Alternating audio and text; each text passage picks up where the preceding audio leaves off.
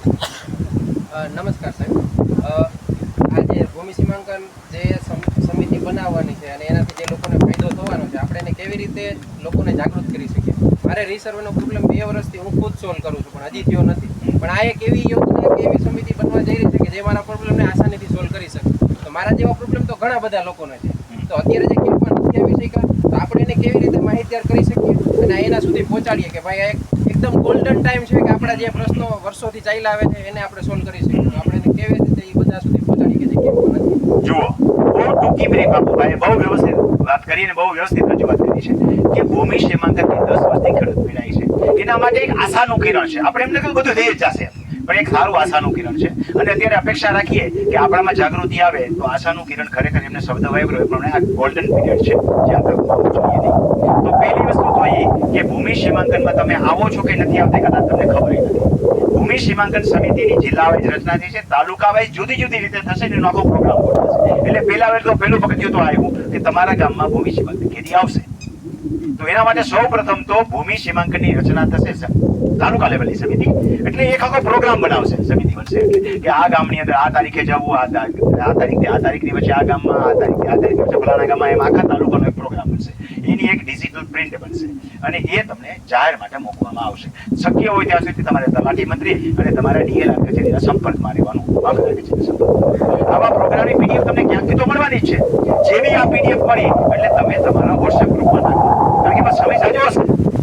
મહિના દિવસના સમયની અંદર તમે બધાને સ્પ્રેડ કરી દો, આખા તાલુકાની અંદર પહોંચી જવી જોઈએ. મારી પાસે આવી તો હું મારું કામ કરી લઉં એવો સ્વાદ નથી રાખવાનો. તમામ વ્યક્તિઓને પહોંચતી કરું. હવે આ દરમિયાન દરેક ખેડૂતો એક જાગૃત બનવાનું છે. શક્ય હોય ત્યાં સુધી આ કેટેગરી વિશે જાગૃત બની જાઓ. એવી કેટેગરી એમ કહેવી, કેટેગરી એ શું કહેતી હતી, કેટેગરી એ એમ કીધું કે તમારે રીસર્વે થઈ ગયા હોય અને કોઈ વાંધા અરજી ન કરી હોય તો એ પ્રમાણિત કરવાનું છે. કેટેગરી બી એમ કહે છે કે વાંધા અરજી આવી ગઈ હોય અને એનો નિકાલ થઈ ગયો હોય તો એ પ્રમાણિત કરવાની છે.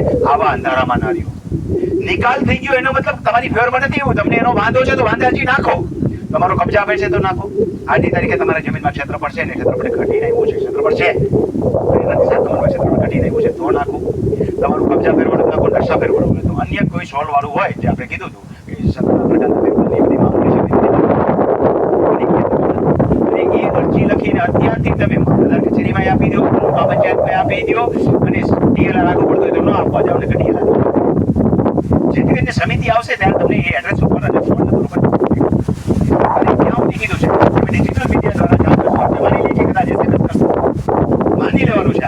હવે સ્પષ્ટ હોય ને ડિજિટલ મીડિયા દ્વારા જાહેરાત કરશું એમ લાગ્યું છે તો કદાચ તમને ફોન કરે, મેસેજ કરે અને તમે એડ્રેસ સાથે લખો, તમને જાણ કરે.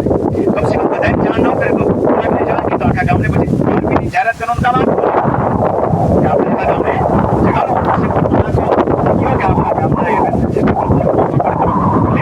આવી ગયું અરજી મુદ્દે રહી ગઈ તમારા ગામમાં કઈ તારીખે ભૂમિ સીમાંકન તમે કઈ કેટેગરીમાં આવો છો, એ કેટેગરી બનાવી છે એ વિગતવાર જણાવ્યું હોય તો એક વિડીયોમાં તો કહેવાનું શક્ય નથી. તો યુટ્યુબમાં જઈ રમણીકભાઈ કોટડિયા વિડીયો નામની ચેનલમાં જઈ અને આજની તારીખે આ ભૂમિ સીમાંકનના તમામ વિડીયો આવશે અને સંકલિત કરીને ક્રમશઃ હું એને પ્લેલિસ્ટની અંદર મૂકીશ અને નામ આપી દઈશ ભૂમિ સીમાંકન તાલીમ કેમ્પ 16.